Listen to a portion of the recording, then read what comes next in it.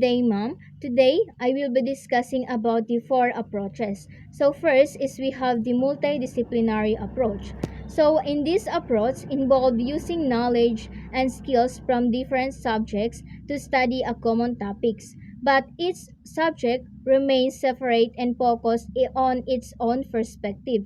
These disciplines do not merge, instead they work side by side. For instance, in physical education class discussing basketball, the teacher may focus on skills and rules of the game, while in science class, students learn about muscle movement and body system used in playing. So, and in mathematics, they compute statistics. So, each subject contribute to understanding basketball, but they are taught independently.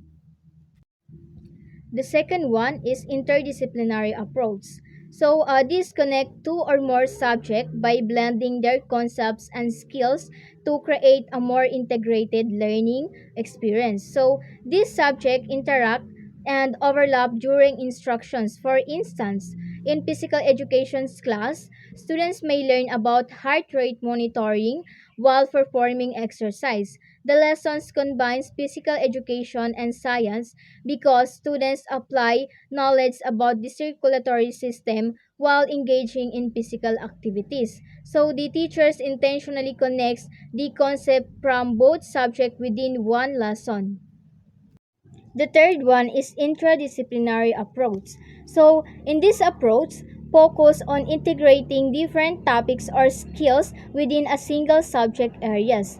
It connects concept inside one connects discipline to different understanding. So for instance, in physical education, teachers may combine lessons on dribbling, passing, teamwork, and sportsmanship in basketball. So all of these skills are part of the same subject, but they are taught together to help students understand how technical skills and values work together in actual game situation.